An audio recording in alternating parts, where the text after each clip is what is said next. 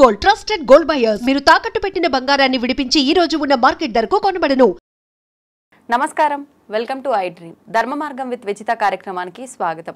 అయితే కార్తీక మాసంలో వచ్చే కార్తీక పౌర్ణమితో సమానమైన కార్తీక సోమవారాలు మామూలుగానే చాలా విశిష్టమైనవి. ఇంతటి విశిష్టమైన కార్తీక సోమవారాల్లో మరీ ప్రత్యేకమైన సోమవారం ఒకటి ఉంది. కార్తీక పౌర్ణమి రోజు ఏదైతే విశేషం కలిగి ఉందో అంతే విశేషం కలిగి ఉన్న ఒక సోమవారం అనేది ఉంది అని చెప్పి గురుగారు లాస్ట్ టైం వీడియోలో మనకు చెప్పడం జరిగింది. అయితే ఆ విశేషమైన సోమవారం 3వ సోమవారం అని ఇప్పుడే చెప్పారు. ఆ సోమవారం విశిష్టత ఏంటి, ఆ సోమవారం కనుక మనం ఎటువంటి విధి విధానాలు ఆచరిస్తే ఆ సోమవారం మనం ఆ దేవుడి అనుగ్రహం పొందవచ్చు, ఇలాంటి మరిన్ని విషయాలు ఇప్పుడు గురుగారితో మాట్లాడి తెలుసుకుందాం. ప్రస్తుతం నాతో పాటు ఉన్నారు ప్రముఖ జ్యోతిష పండితులు నందిబట్ల శ్రీహరి శర్మ గారు. ఇప్పుడు వారితో మాట్లాడేద్దాం. నమస్కారం గురుగారు. వాగర్థావివ సంపృక్తౌ వాగర్థ ప్రతిపత్తయే జగతః పితరౌ వందే పార్వతీ పరమేశ్వరౌ. సదాశివసమారంభాం శంకరాచార్య మధ్యమాం అస్మదాచార్య పర్యంతం వందే గురు పరంపరాం.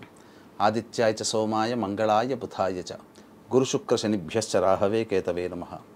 శృంగేరి జగద్గురు పీఠాధిపతులకి కంచి పీఠాధిపతులకి నమస్కారములు తెలియజేసుకుంటూ కార్యక్రమాన్ని ప్రారంభిద్దాం. గురుగారు, కార్తీక సోమవారాలు చాలా ప్రత్యేకమైనవి. అందులో మరీ ముఖ్యమైన సోమవారం కార్తీక మాసంలో వచ్చే 3వ సోమవారం అని. మనం మామూలుగా కార్తీక పౌర్ణమి అనగానే చాలా విశిష్టమైన రోజుగా ఆ రోజు ఉపవాసం ఉండి విధి విధానాలని ఆచరిస్తూ ఉంటాము. అయితే ఆ రోజు చేస్తే ఎటువంటి ఫలితం వస్తుందో అదే విధంగా ఈ 3వ సోమవారం కూడా మనం విధి విధానాలు ఆచరించి ఆ పూజ కనుక చేస్తే అదే రకమైన ఫలితం పొందవచ్చు అని చెప్పారు కదా. మన ప్రేక్షకులందరి కోసం కూడా ఆ విధానాన్ని తెలియజేయండి గురుగారు. తప్పకుండానమ్మా. ఎందుకనంటే ప్రేక్షకులందరికీ కూడాను పుణ్యాన్ని సంపాదించుకునే మార్గమైన ఈ కార్తీక మాసంలో ఎలా విధి విధానాలు చేసుకోవాలనేది తెలియచేసాం.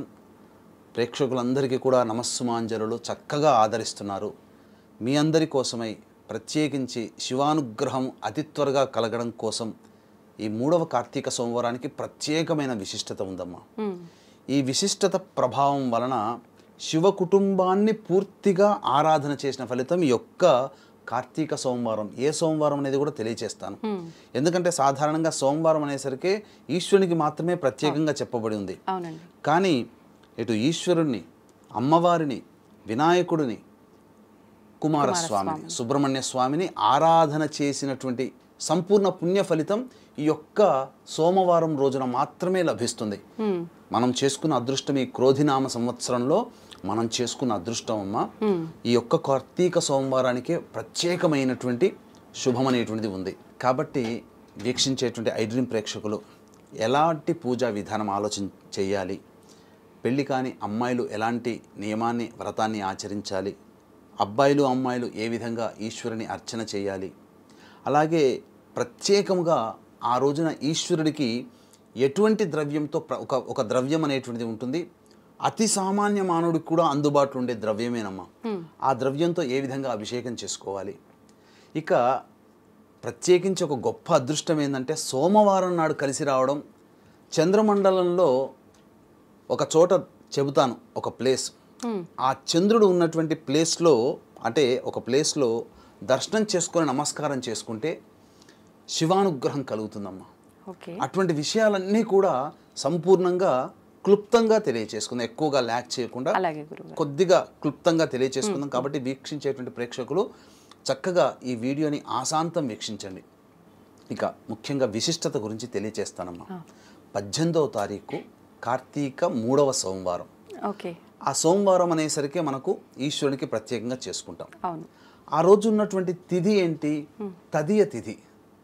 తదియ తిథి ఎవరికి అధిపతి అని అంటే, ఎవరు అధిపతిగా ఉంటారంటే గౌరీదేవి, అంటే సాక్షాత్తు అమ్మవారే అధిపతిగా ఉండేటువంటి తిథి.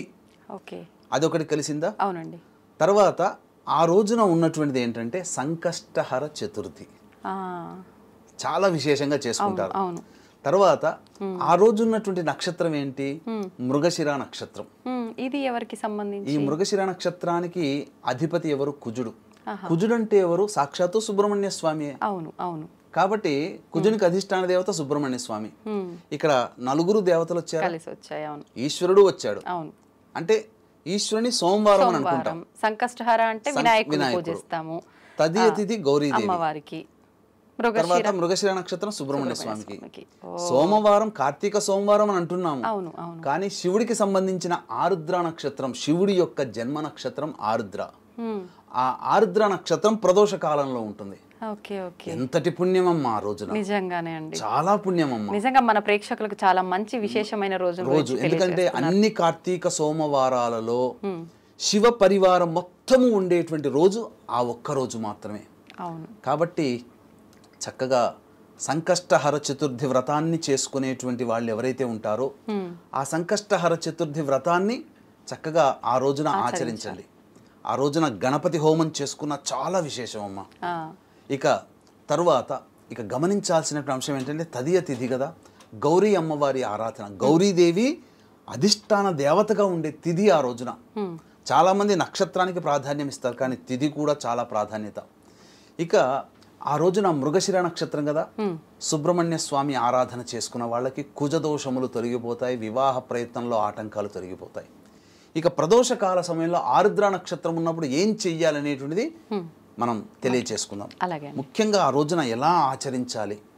పొద్దున్నే బ్రహ్మముహూర్త కాలంలో 3 గంటలకల్లా లేచి కాలకృత్యాదులు తీర్చుకొని 4 గంటలకల్లా చక్కగా ఆ పూజా మందిరాన్ని శుభ్రపరచుకొని శివ పరివారం ఉన్నటువంటి చిత్రపటం, అంటే అమ్మవారు, ఈశ్వరుడు, వినాయకుడు, సుబ్రహ్మణ్య స్వామి వాహనములు ఉన్నటువంటి శివ కుటుంబ పరివారం ఉన్న చిత్రపటం ఉంటుంది. ఆ చిత్రపటానికి మల్లెపూలమాల కానీ అలాగే గన్నేరు పూలమాల కానీ వేసి చక్కగా ఆవు నేతితో దీపారాధన చేసి, ఆ యొక్క వీలుంటే ఇంట్లో అభిషేకం చేసుకోగలిగే ఉంటే శివలింగానికి శివాయ నమః అనుకుంటూ అభిషేకం చేసుకోండి. లేని వాళ్ళు ఇబ్బంది పడాల్సిన అవసరం లేదు. ఎటువంటి ద్రవ్యాలతో చేసుకోవచ్చు అభిషేకం? అభిషేకం గనక చేసుకోదలిస్తే వివాహం కావాల్సినటువంటి అబ్బాయిలు అమ్మాయిలు చేసుకోగలిగితే పటిక బెల్లంని కొద్దిగా దంచితే పొడి అవుతుంది. ఆ పొడిని కలిపిన నీటితో అభిషేకం చేసుకుంటే, గన్నేరు పూలతో అర్చన చేసుకుంటే తొందరగా వివాహం అవుతుంది, వివాహ సమస్యలు తొలగిపోతాయి. ఇక ఉద్యోగం కోసం ఆరాటపడేటువంటి వాళ్ళు, ఉద్యోగం అభివృద్ధి, ఉద్యోగం మార్పు కావాలనుకునే వాళ్ళు చెరుకు రసంతో ఈశ్వరునికి అభిషేకం చేసుకోవాలి. ఆరోగ్యం కోసం పాటుపడేటువంటి వాళ్ళు నేతితో, శుద్ధమైన ఆవు నేతితో అభిషేకం చేసుకోవాలి. అలాగే ప్రతిదీ కూడాను సమస్యలుగా ఉన్నటువంటి వాళ్ళకి వివిధ దూర్వాంకురములతో కలిపిన నీటితో అభిషేకం చేసుకోవాలి. ఇలా వివిధ ద్రవ్యములతో అభిషేకం చేసుకోవచ్చు. అభిషేకం చేసుకునే శక్తి ఉంటే చేసుకోండి, లేదా కనీసం ఆ రోజున ఆ 4 గంటలకల్లా శివ సహస్రనామ పారాయణం, అలాగే గౌరీ సహస్రనామం లేదా దుర్గా సహస్రనామ పారాయణం చేయండి. తర్వాత గణేష అష్టోత్తరం 3 సార్లు, తర్వాత ఈ సుబ్రహ్మణ్య అష్టోత్తరం 3 సార్లు పారాయణం చేయండి. నైవేద్యంగా వడపప్పు, పానకం కానీ ఏదైనా కానీ ఈశ్వరునికి సంబంధించి ఇష్టమైనటువంటి ద్రవ్యములు, పొంగలి నైవేద్యం, చక్కెర పొంగలి నైవేద్యం ఇలా చేయవచ్చు. తర్వాత సూర్యోదయం అవుతున్నటువంటి సందర్భంలో సూర్యుడికి ఒకసారి నమస్కారం చేసుకొని సూర్యాష్టకం 6 సార్లు పారాయణం చేసి, ఆ సూర్యోదయం అయ్యే సందర్భంలో తులసి చెట్టు దగ్గర చక్కగా అష్టదళ పద్మం వేసి అక్కడ తులసి చెట్టు దగ్గర ఆవు నేతితో దీపారాధన చేసుకోవాలి. ఇక వెంబడే శివాలయానికి చేరుకోవాలి. శివాలయంలో అమ్మవారు ఉంటారు, ఈశ్వరుడు ఉంటాడు, వినాయకుడు ఉంటాడు, సుబ్రహ్మణ్య స్వామి ఉంటాడు, నవగ్రహాలు కూడా ఉంటాయి. ముందుగా నవగ్రహాల చుట్టూ శివాయ నమః అంటూ 27 ప్రదక్షిణలు చేసి, వీలైతే తైలాభిషేకం, శక్తి ఉంటేనే, ఇవన్నీ శక్తి ఉంటేనే చేయండి. తైలాభిషేకం శనీశ్వరునికి చేసుకోవచ్చు. తదనంతరం శివాలయానికి చేరుకొని ముందుగా సంకష్టహర చతుర్థి కదమ్మా, అవునండి, ఆ రోజున గరికతో గణపతికి అష్టోత్తర పూజ చేయండి. వీలైతే ఆ దేవాలయంలో ఆ రోజు గణపతి హోమం చేస్తే గణపతి హోమం చేసుకోండి. ఇక తదనంతరం సుబ్రహ్మణ్య స్వామికి కూడాను ఆవు పాలు, ఆవు నెయ్యి, తేనె, వీటితో ఆ సుబ్రహ్మణ్య స్వామికి ఆ మృగశిర నక్షత్రం మధ్యాహ్నం 3:57 వరకు ఉంటుంది. కాబట్టి మృగశిర నక్షత్రం ఉన్నటువంటి ఆ కార్తీక సోమవారం రోజున సుబ్రహ్మణ్య స్వామికి ఆవు పాలు, ఆవు నెయ్యి, తేనె ఈ 3టితో అభిషేకం జరిపించి చలివిడి నైవేద్యంగా పెట్టండి. ఇక తరువాత ఈశ్వరుడికి పంచామృతాలతో అభిషేకం జరిపించి చక్కగా బిల్వ దళములతో అర్చన చేసుకో. అర్చన వరకు ఈశ్వరునికి సాయంకాలం వరకు టైం ఇవ్వండి. తర్వాత అమ్మవారికి కూడా అభిషేకం జరిపించుకొని, వీలైతేనే అభిషేకం జరిపించుకొని చక్కగా చక్కెర పొంగలి నైవేద్యంగా పెట్టండి. వీలైతే ఆ రోజు కార్తీక సోమవారము సంకష్టహర చతుర్థి, అంటే అమ్మవారిని ఉపాసన చేసే శాక్తేయ మతస్థులు గణపతిని ఉపాసన చేసే గాణాపత్య మతస్థులు, సుబ్రహ్మణ్య స్వామిని ఉపాసన చేసేటువంటి శక్తి మతస్థులు, తర్వాత ఈ ఈశ్వరుని ఆరాధన చేసే శైవ మతస్థులు అందరికీ కూడా ఈ గణపతి సంకష్టహర చతుర్థి చేసేవాళ్ళు చాలామంది ఉంటారు. కాబట్టి ఆ విధంగా ఆ రోజున ఉపవాసం ఉండే ప్రయత్నం చేయండి. ఉపవాసం ఉన్న తర్వాత 5 గంటలకల్లా మళ్ళీ కాలకృత్యాదులు తీర్చుకొని సాయంత్రం 6 గంటల 4 ఆ సమయంలో చక్కగా ఈ శివాలయానికి చేరుకొని బిల్వ దళములతో అర్చన, మారేడు దళములతో అర్చన జరిపించుకోండి. అమ్మవారికి కూడా అర్చన జరిపించుకోండి. ఆ ప్రదోషకాల సమయం 6 గంటల 4 నిమిషాల నుంచి 7 గంటల వరకు ప్రదోషకాలం. ఆ సమయంలో 720 ఒత్తులతో ఆ స్వామి సన్నిధిలో దీపారాధన చేయాలి. ఇక సాయంకాలం సమయంలో విశేష ద్రవ్యం ఒకటి ఉంటుంది, ఆ ద్రవ్యంతో అభిషేకం చేసుకోవాలి. అలాగే ఒక ఆకాశంలో ఒక చోటు ఉంటుంది, ఆ చోటునికి చూసుకొని ఆ చోటుకి నమస్కారం చేసుకుంటే శివానుగ్రహం కలుగుతుందని చెప్పాను కదా. ఇప్పుడు వివరాలు తెలియజేస్తాను. గురుగారు, ఇప్పుడు కార్తీక పౌర్ణమి రోజు ఈ 720 ఒత్తులు వెలిగిస్తారు కదా, ఎలాగూ మళ్ళీ సోమవారం రోజు కూడా వెలిగించాల్సిందేనా? వెలిగించుకుంటే చాలా విశేషం. ఎందుకంటే మూడవ కార్తీక సోమవారం మళ్ళీ ఆ ప్రదోషకాల సమయానికి వచ్చేసేస్తుంది ఒక నక్షత్రం, శివుడి నక్షత్రం అయినటువంటి ఆరుద్ర నక్షత్రం వస్తుంది. వీక్షించేటువంటి ప్రేక్షకులకి గమనిక, ఆఖరి కార్తీక సోమవారం నవంబర్ 25వ తారీఖు రోజున తండ్రి వైపు 6 తరాలు, తల్లి వైపు 3 తరాల్లో ఏవైనా దుర్మరణాలు కనుక ఉన్నట్లయితే, అనగా road accident, fire accident, suicide attempt, నదిలో బావిలో పడి చనిపోవడం, ఇంట్లోంచి వెళ్ళిపోవడం, లివర్ ఫెయిల్యూర్, కిడ్నీ ఫెయిల్యూర్, క్యాన్సర్తో చనిపోవడం, 60 సంవత్సరాల లోపల ఏ విధంగా చనిపోయినా ఇవన్నీ పితృశాపములు అని అంటారు. ఈ పితృశాపముల నివృత్తికి గోకర్ణ క్షేత్రంలో నవంబర్ 25 ఆఖరి కార్తీక సోమవారం రోజున పితృదోష నివారణ పూజలు సశాస్త్రీయంగా మా పీఠం ఆధ్వర్యంలో జరపబడుతున్నాయి. ఈ పితృదోషం ఉండడం వల్ల ఇంట్లో పిల్లలకి పెళ్ళిళ్ళు కాకపోవడం, సంతానం కలగకపోవడం, కుటుంబ సభ్యుల మధ్య అవగాహన ఉండకపోవడం, అలాగే మందులకి నయం కాని రోగాలతో బాధపడుతూ ఉండడం, ఇలా ప్రతిదీ చికాకుగా ఉండడం, ముఖ్యంగా కుటుంబ అభివృద్ధి అనేటువంటిది ఉండకపోవడం జరుగుతుంది. కాబట్టి చక్కగా ఈ ఆఖరి కార్తీక సోమవారం నాడు జరిపే పితృదోష నివారణ పూజలో మీరు పాల్గొనవచ్చు. విశేష ద్రవ్యంతో చెప్పుకున్నాం కదమ్మా. అవునండి. 5 గంటలకల్లా మనం అన్నం వండుకోవాలమ్మా. ఎందుకనంటే ప్రెషర్ కుక్కర్లో వండితే అన్నం ముద్దలాగా అవుతుంది. గంజి వార్చాలి. గంజి వార్చితే పుల్లలుగా అన్నం అవుతుంది. దాన్ని చక్కగా ఒక తెల్లటి బట్ట మీద పరిచి వాటిని కొద్దిగా ఆరబెట్టాలి. ఈ 6 గంటల 4 నిమిషాలకి సూర్యాస్తమయం అయిపోతుంది, ప్రదోషకాలం స్టార్ట్ అవుతుంది కదా. ఆ సమయంలో ఈశ్వరుడికి దేవాలయంలోనే చేయించుకోవచ్చు, లేదా మీ ఇంట్లోనైనా కానీ ఇలా అన్నాన్ని చక్కగా ఇట్లా పట్టుకుని గోరువెచ్చగా ఉండదు, పొగలు రాకూడదు. మీకు ఆరుద్ర నక్షత్రం ఉన్నటువంటి రోజున వేములవాడ రాజరాజేశ్వర స్వామి దేవాలయంలో అన్నాభిషేకం జరుగుతుంది. మొన్న బృహదీశ్వర ఆలయంలో ఏకాదశి రోజున అన్నాభిషేకం జరిగింది తమిళనాడులో. అట్లా పుల్లలుగా ఉన్నటువంటి అన్నంతో చేతులు ఇలా పట్టుకొని మీ ఇంట్లోనైనా శివలింగానికి చక్కగా శివాయ నమః అనుకుంటూ ఆ శివలింగం అంతా నిండిపోయే విధంగా అన్నాభిషేకం చేసుకోవచ్చు. లేదా దేవాలయంలో అవకాశం ఉండి చేసుకొనిస్తే దేవాలయంలో ఆ ప్రదోషకాల సమయంలో అన్నాభిషేకం చేసుకోండి. చేసుకున్న తర్వాత చక్కగా అర్చన చేసుకోండి. ఎటువంటి ఫలితం ఉంటుంది గురుగారు అన్నాభిషేకం చేసుకుంటే? కుటుంబ అభివృద్ధి, సర్వకామ్య సిద్ధి జరుగుతుంది. ఈశ్వరుడికి ఆరుద్ర నక్షత్రం ఉన్నటువంటి రోజున అన్నాభిషేకం చేస్తే అసలు ఉప్పొంగిపోతాడట ఆ ఈశ్వరుడు. నాకు ఇంత అన్నాభిషేకం అంటే ప్రపంచంలో అన్నగత ప్రాణ కలియుగే అన్నగత ప్రాణ, మన ప్రాణాన్ని అన్నం రూపంలో పెట్టి ప్రాణాన్ని సమర్పించినంత విధానం. ఇప్పుడు పూర్వకాలంలో కంటిని సమర్పించి తిన్నడు భక్తుడయ్యాడు. విష్ణువు కంటిని సమర్పించి సుదర్శన చక్రాన్ని ఈశ్వరుని ద్వారా పొందాడు. ఇంతకుముందు చెప్పుకున్నాం. మన ప్రాణము కలియుగే అన్నగత ప్రాణ అన్న సూక్తి. కాబట్టి అటువంటి ప్రాణం, మన ప్రాణంతో సమానమైన అన్నముని ఆ ఈశ్వరునికి అభిషేకం చేస్తే మనకు దీర్ఘాయువు లభిస్తుంది. అలాగే కుటుంబ సమృద్ధి అవుతుంది, అంటే కుటుంబం అభివృద్ధి అవుతుంది. అలాగే మన జీవితంలో అన్ని కోరికలు నెరవేరుతాయి. ఆ అన్నాభిషేకం అవకాశం ఇస్తే పురోహితులు, అర్చక స్వాముల వారు దేవాలయంలో చేయండి, లేదా మీ ఇంట్లోనైనా 6 to 7 మధ్యలో చేయండి. చేసిన తర్వాత సమయం ఉన్నప్పుడు దేవాలయానికి వెళ్ళి 360 + 360 720 ఒత్తులతో ఆవు నెయ్యితో దీపారాధన చేయండి. అయితే వీక్షించేటువంటి ప్రేక్షకుల్లో మొన్న కార్తీక పౌర్ణమి రోజున, అనగా కార్తీక పౌర్ణమి రోజున చాలామంది 100కి 70% మంది ఊరా వాడలా దీపారాధనలు చేసి ఉంటారు. కానీ ముఖ్యంగా ట్రైన్ జర్నీ చేస్తున్న వాళ్ళు, బస్ జర్నీ చేస్తున్న వాళ్ళు, సొంత వెహికల్స్లో జర్నీ చేస్తున్న వాళ్ళు, లేదా వాళ్ళున్న ఊర్లో ఆ ప్రదోషకాల సమయంలో ట్రావెల్ చేస్తున్న వాళ్ళు, విమానాల్లో జర్నీ చేస్తున్న వాళ్ళు, కొంతమంది ఆడవాళ్ళకి ఋతుక్రమం వచ్చి ఉండడం వల్ల ఇబ్బంది అయిపోయి చేసుకోలేని వాళ్ళు, కొంతమందికి రక్త సంబంధీకులు మరణించడం వల్ల మైల వచ్చినటువంటి వాళ్ళు చేసుకోలేని వాళ్ళు, వీళ్ళందరికీ కూడా ఆ కార్తీక పౌర్ణమితో సమానంగా ఉన్నటువంటి ప్రత్యేక సందర్భం మనం చేసుకున్న అదృష్టం ఈ యొక్క 3వ కార్తీక సోమవారం 18వ తారీఖు రోజున వెంబడే రావడం, శని ఆదివారాలు గ్యాప్ వచ్చి మళ్ళీ సోమవారం, ఆ రోజున దీపారాధన చేయండి. కార్తీక పౌర్ణమి రోజున చేసుకోలేకపోయామనే బాధ ఈ 3వ కార్తీక సోమవారం అయినటువంటి నవంబర్ 18వ తారీఖు రోజున తీరుతుంది. ఆ తదనంతరం ఆకాశంలోకి చూడాలమ్మా. ఆకాశంలో ఆరుద్ర నక్షత్రం ఉంటుంది. ఆ రోజు ఆ ఆరుద్ర నక్షత్రం చంద్రోదయం అవుతుంది. ఆరుద్ర నక్షత్రానికి ఒక్కసారి నమస్కారం చేసుకొని ముమ్మార్లు ప్రదక్షిణ చేయండి.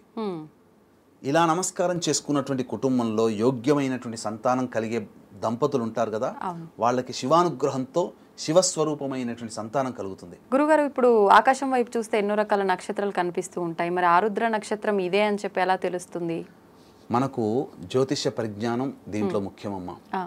ఏంటనంటే 27 నక్షత్రాల్లో చంద్రుడు తిరుగుతూ ఉన్నప్పుడు చంద్రుడు ఏ నక్షత్రానికి దగ్గరగా ఉంటాడో ఆ రోజు ఆ నక్షత్రం ఉంటుంది. సూర్యాస్తమయ సమయానికి ఆరుద్ర నక్షత్రానికి పక్కనే చంద్రుడు ఉంటాడు. ఇది గుర్తు. తర్వాత ఏ నక్షత్రం ఆ రోజు ఉంటుందో ఆ సమయానికి, సాయంకాల సమయానికి ఆ నక్షత్రానికి దగ్గరలో చంద్రుడు ఉంటాడు. కాబట్టి ఆకాశంలో చంద్రుడు ఉన్నటువంటి పక్కన చుట్టుపక్కల ఆరుద్ర నక్షత్రం ఉంటుంది. ఇప్పుడు ఈ నక్షత్రంతో పాటు ఇంకా వేరే నక్షత్రాలు ఏమైనా చంద్రుని దగ్గర ఒక్క నక్షత్రం కాదు, ఒక్కొక్క నక్షత్రము కొన్ని నక్షత్రాలతో సమూహం. ఆరుద్ర నక్షత్రం ఎలా ఉంటుందనంటే శివతాండవం చేస్తున్నటువంటి విధానంగా ఉంటుంది. శివతాండవం చేసే మ్యాప్ ఎలా అయితే ఉంటుందో ఈశ్వరుడిది, ఆ విధంగా నక్షత్రాలు ఉంటాయి, పొందిక అలా ఉంటుంది. ఒక బండ గుర్తు ఏంటంటే ఆరుద్ర నక్షత్రానికి చంద్రుడికి పక్కన ఒక కొంత రేడియస్ సర్కిల్లో ఒక 3 నక్షత్రాలు ఒకే గీత మీద ఉంటాయి. ఆ 3 నక్షత్రాలు మధ్య దూరం కూడా సమానంగా ఉంటుంది. ఆ ఒకే సరళ గీత మీద 3 నక్షత్రాలు ఉన్నటువంటి స్థితిని, ఆ చుట్టుపక్కల ఉన్నటువంటి దాన్నైనా గుడ్డిగా చూసి నమస్కారం చేసుకోండి, ఇక వేరే అవసరమే లేదు. అదే ఆరుద్ర నక్షత్రం. అంటే 3 నక్షత్రాలు కాదు, శివన్ తాండవమూర్తి ఉన్నటువంటి, నటరాజమూర్తి ఉన్నటువంటి స్వరూపముగా నక్షత్రాల కలయిక అలా ఉంటుంది, పొందిక. కానీ ఒక 3 నక్షత్రం, అందులో 3 నక్షత్రాలు కూడా ఉంటాయి. ఆ 3 నక్షత్రాలు ఒకే సరళ రేఖ మీద ఉంటాయి. ఆ ఉన్నదాన్ని గుర్తించి నమస్కారం చేసుకున్న ఈశ్వరుడు కటాక్షిస్తాడు. ఈశ్వరుని కటాక్షంలో మనకు, ఆ కటాక్షంలో 1,00,00,000 వంతులో 10 కోట్ల వంతు మన మీద పడ్డా మనం ఆనందంగా మన కుటుంబము ప్రశాంతంగా జీవించగలుగుతాం. ఇక శివానుగ్రహం ఉన్నట్టయితే ఇక మనకు తిరుగులేదమ్మా. ఈ శివానుగ్రహం కోసమే ఎంతో మంది పరితపిస్తుంటారు. కలియుగంలో చేసుకున్న మనం జన్మించడం పుణ్యం. అతి శీఘ్రంగా శివానుగ్రహం కలుగుతుంది. కాబట్టి ఈ చెప్పినటువంటి విధంగా ఆరాధన చేయండి. ఇక వివాహం కావాల్సినటువంటి అమ్మాయిలు ఎవరైతే ఉంటారో, మృగశిర నక్షత్రం సోమవారం అయింది కాబట్టి ఉదయాన్నే కాత్యాయని వ్రతం, ఎందుకంటే తదియ తిథి కూడా వచ్చింది ఆ రోజున. కుజునికి సంబంధించినటువంటి కుజదోషం ఉన్నటువంటి అమ్మాయిలకి చక్కటి భర్త రావాలనే ఉద్దేశంతో మృగశిర నక్షత్రం కూడా ఉంది, కుజ నక్షత్రం. ఆ రోజున కాత్యాయని వ్రతం చేయండి. ఎందుకంటే కాత్యాయని వ్రతానికి అధిపతి మళ్ళీ అమ్మవారే, గౌరీ అమ్మవారే. తదియ తిథికి కూడా గౌరీదేవి అధిష్టాన దేవత. కాబట్టి కాత్యాయని వ్రతం మంగళవారం నాడు చేస్తారు. కానీ ఈ యొక్క కార్తీక 3వ సోమవారం అయినటువంటి 18వ తారీఖు రోజున చేయండి.